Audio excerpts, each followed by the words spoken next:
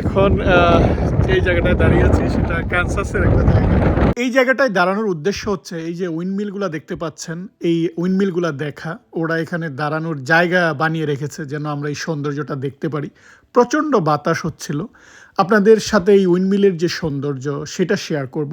সেই সাথে কথা বলবো যে যেই ৫ ধরনের মানুষের আমেরিকা, কানাডা বা প্রবাসে আসা উচিত নয় বা তারা এই জায়গাটায় আসলেও টিকতে পারবে না, সেই ধরনের মানুষ নিয়ে। যারা আপনারা দেশে থেকে আমেরিকা বা কানাডা আসার স্বপ্ন দেখছেন বা আপনারা যদি এই ক্যাটাগরির হয়ে থাকেন তাহলে একটু চিন্তা ভাবনা করে তারপর আসবেন। সেই ক্যাটাগরির মানুষগুলা নিয়ে কথা বলবো। এই উইন্ডমিল নিয়ে কিন্তু নানা রকমের গল্প রয়েছে বা আমরা অনেক ছবি দেখেছি বা আমরা অনেক উপন্যাসে পড়েছি। ফলে চোখের সামনে যখন বিশাল এই জিনিসগুলো আমরা দেখতে পাই তখন কিন্তু ভালো লাগে। আর এখানে এটা যেহেতু একটা ওভারলুক, লোকজন এই জায়গাটায় এসে দাঁড়িয়ে এই ভিউটা যেন দেখতে পায়, সেই জন্য এই জায়গাটা বানিয়েছে।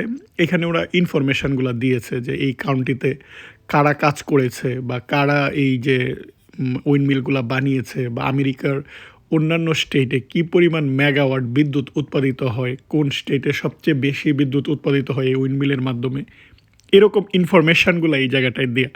ফলে শুধু যে এই যে সৌন্দর্য আমরা এই জায়গাটায় দাঁড়িয়ে দেখতে পারি তা নয়, সৌন্দর্য দেখার পাশাপাশি লোকজন যেন সেই ইনফরমেশানগুলো জানতে পারে যে এই এনার্জি ব্যবহার করে আমেরিকার যে স্টেটগুলো রয়েছে, আমি এখন এই মুহূর্তে যেখানে আছি সেটা হচ্ছে ক্যানসাস।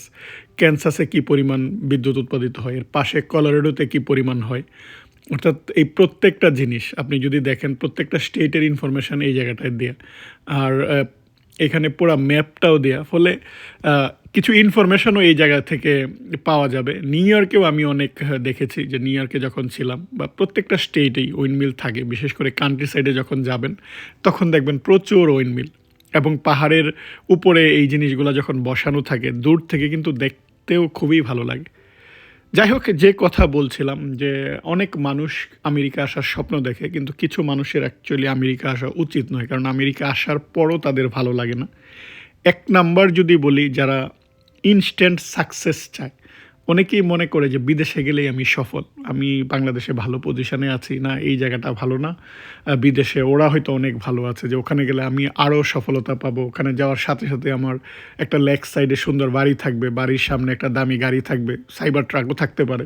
সো এইরকম চিন্তাভাবনা যারা করে যে আপনার এখানে আসলেই সব কিছু হয়ে যাবে, আসার পর দেখবেন অনেক স্ট্রেসফুল একটা লাইফ, আসার সাথে সাথেই সব কিছু হবে না। ফলে এই ধারণা নিয়ে যদি আসেন আপনি বিপদে পড়বেন। এরকম মানুষের আমেরিকা আসার আগে ১০ বার ভাবা উচিত। ২ নাম্বার হচ্ছে যে অনেকেই এই যে আসার জন্য আমেরিকা আসার অনেকগুলো উপায় আছে, আমি অনেকগুলো ভিডিওতে বলেছি। বৈধ উপায় বাদেও অনেকেই অবৈধ উপায়ে আসার চেষ্টা করে বা বৈধভাবে এখানে আসার পর অবৈধ হয়ে যায় বা বর্ডার ক্রস করে অবৈধভাবে আসতে চায়। এখন আপনি যদি লিগ্যাল যে পাথওয়েগুলো রয়েছে সেই পাথওয়ে ছাড়া যদি ইলিগ্যালভাবে আসেন, বর্তমানে আপনি কোনো ধরনের সুযোগ সুবিধা পাবেন না, কোনো চাকরির সুবিধা পাবেন না, আপনি এমনকি স্বাধীনভাবে বেরও হতে পারবেন না, কারণ বাইরে দেখা যায় যে পুলিশ যদি আপনাকে ধরতে পারে সাথে সাথে পাঠিয়ে দিবে। ইতিমধ্যে অনেক বাংলাদেশিদের কিন্তু পাঠিয়ে দিয়েছে, অনেকের কিন্তু নোটিশ এসেছে যারা বৈধ ছিল কিন্তু অবৈধ হয়ে গিয়েছে বা যাদের ভিসা এক্সপায়ার্ড হয়ে গিয়েছে এখনও আছে। ফলে আপনি এই জায়গাটায় যে আসলেই থাকতে পারবেন, আসলেই চাকরি পাবেন এরকম না, এবং আপনাকে বৈধভাবে আসতে হবে, অবৈধভাবে আসার চিন্তাও করবেন না। যারা এরকমভাবে আসার চিন্তা করছেন বা যারা এরকমভাবে আসতে যাচ্ছেন, আপনাদের আসা উচিত নয়, কারণ এখানে আসার পর আপনার লাইফ আরও বেশি দুর্বিষহ হয়ে যাবে। ফলে এটা যেন আপনাদের এই চিন্তা যেন না থাকে যে আমি আমেরিকায় যদি যাই, যাওয়ার সাথে সাথেই আমেরিকান সরকার আমার সব কিছু টেক কেয়ার করবে, সব সুবিধা আমি পাবো, সরকারি সুবিধা পাবো, এরকম না। ৩ নাম্বার যদি বলি, আমাদের অনেকেরই কিন্তু যে কালচারাল যে ডিফারেন্স, সেই ডিফারেন্সের সাথে আমরা অ্যাডাপ্ট করতে পারি না বা নতুন কিছু গ্রহণ করতে পারি না। আমরা যেই জায়গাটায় আছি, যেই সংস্কৃতি নিয়ে আছি সেটাই কিন্তু থাকতে চাই। অর্থাৎ আপনি আপনার পরিচিত মানুষজন বা এই জিনিসগুলো আপনার চোখের সামনে যেই ভিউটা দেখে অভ্যস্ত, একই কালচারাল এই জায়গাটায় থাকতে চান। যখন বাইরে আসবেন, বাইরে কালচার একটা হিউজ ডিফারেন্স, অর্থাৎ আপনার চোখের সামনে যে দৃশ্যগুলা প্রতিদিন আপনি দেখতেন, সেই দৃশ্য থেকে আপনি বের হয়ে যাবেন। এমনকি আপনি বাড়ির সামনে খুব একটা মানুষ হাঁটতে দেখবেন না। হাঁটার দূরত্বে আপনার রেস্টুরেন্ট থাকবে না বা বাজার থাকবে না, বা অনেকেই চায় যে বাড়ির সামনেই মসজিদ বা মন্দির থাকুক, এরকম না। সো এই যে হঠাৎ করে একটা ডিফারেন্স এই জায়গাটায় চলে আসবে, সেটা কিন্তু অল্প বয়সে যারা স্টুডেন্ট হিসাবে আসে তারা খুব সহজে অ্যাডজাস্ট করে ফেলতে পারে। কিন্তু যারা অনেক বেশি বয়সে আসে তাদের কিন্তু অ্যাডজাস্ট করাটা কঠিন। ফলে অনেকেই কিন্তু ব্যাক করে চলে যায়। ফলে আপনার যদি নতুন কিছু গ্রহণ করার, নতুন কিছু শেখার সক্ষমতা না থাকে, আপনার এখানে ড্রাইভিং করতে হবে, এখানে টেকনোলজির সাথে অ্যাডজাস্ট করতে হবে। কাজ করার জন্য, কাজ পাওয়ার জন্য অনেক নতুন, নতুন স্কিল আপনাকে শিখতে হবে। এমনকি যেই কাজগুলা দেশে হয়তো আপনি অড জব মনে করতেন, সেটাও এখানে দেখা যায় যে আপনার প্রিয় জব হতে হবে। এই জিনিসগুলা যদি এখন এটা যদি আপনি অ্যাডাপ্ট করতে না পারেন, গ্রহণ করতে না পারেন, গ্রহণ করার সক্ষমতা যদি না থাকে, আপনি যদি ছোটোখাটো কাজকে ছোট মনে করেন, তাহলে কিন্তু এই দেশ আপনার জন্য না। কারণ আপনার দেশের যোগ্যতা, যখন আপনি বিমানে উঠবেন, সব যোগ্যতা ওখানেই জিরো। এটার কোনো ভ্যালু এই জায়গাটায় থাকবে না। এখানে এসে পড়ালেখা করতে হবে, নতুন স্কিল শিখতে হবে, তারপর আপনার চাকরি। ফলে এটা যারা গ্রহণ করতে না পারে তাদের জন্য কিন্তু আসা উচিত নয়। ৪ নাম্বার বলব, আমরা অনেকেই ফ্যামিলি ডিপেন্ডেন্ট। ফ্যামিলির সাথে থাকতে চাই, পরিবারের সাথে থাকতে চাই। পরিবার কেন্দ্রিক বা সব্বাইকে যৌথ পরিবার, যেটা সবার সাথে দেখা হবে এরকম। সো এখানে একা, সবকিছু আপনাকে একা করতে হবে। অনেক কিছুই আপনাকে নিজেই টেক কেয়ার করতে হবে। কারো সাথে শেয়ার করারও অনেক সময় মানুষ থাকবে না।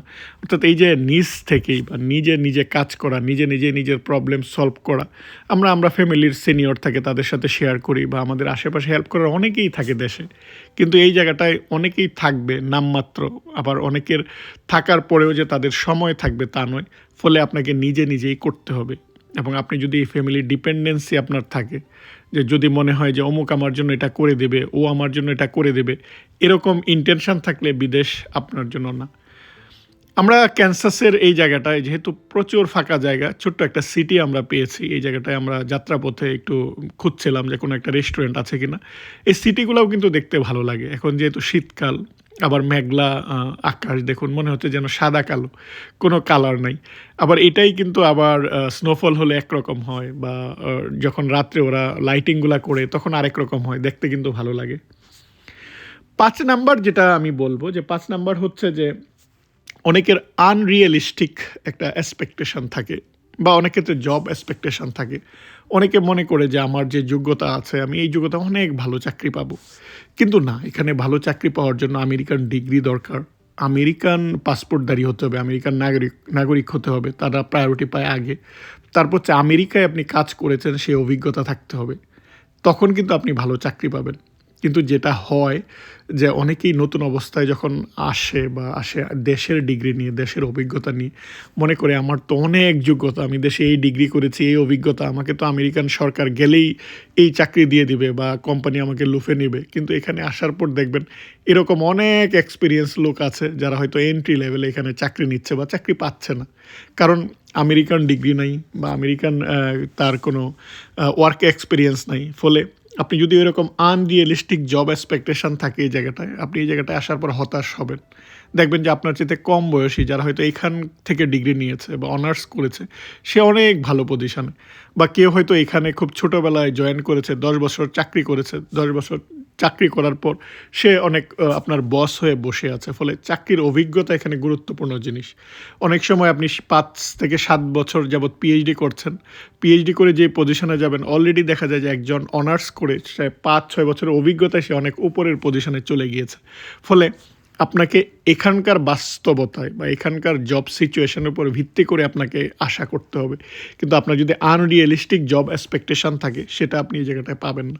এখানে অনেক ভিডিওতে বলেছি, বাংলাদেশ থেকে আসা অনেক ডাক্তারি ইঞ্জিনিয়ার দেখা যায় সে ট্যাক্সি চালিয়ে জীবন ধারণ করছে। কেন?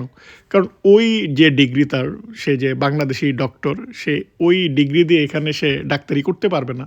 তাহলে তার অন্য একটা অপশান খুঁজতে হয়েছে। ফলে এই জিনিসগুলো আপনাকে অ্যাডাপ্ট করতে হবে, এই বাস্তবতা আপনাকে মেনে নিতে হবে। কিন্তু এটা যদি মানতে না পারেন, এটা যদি আপনার মেনে নিতে সমস্যা হয়, তাহলে এই দেশ, প্রবাস লাইফ আপনি এনজয় করতে পারবেন না। বিদেশের জীবন, আমেরিকা বা কানাডার জীবন আপনার কাছে দুর্বিষহ হয়ে উঠবে। তাই এই যে 5 ধরনের মানুষের কথা বললাম, সেই 5 ধরনের মানুষ আপনি যদি আমেরিকা বা কানাডায় আসতে চান, আসার আগে 100 বার চিন্তা করা উচিত, বা আপনাদের আসাই উচিত না। যেই জায়গাটায় আছেন সেই জায়গাটায় আপনি ভালো আছেন, ভালো থাকার চেষ্টা করবেন এবং বিদেশে আসলেই যে আপনার সকল সমস্যার সমাধান হয়ে যাবে সেটা নয়। আজ এ পর্যন্তই। আপনারা ভালো থাকবেন। আল্লাহ হাফেজ।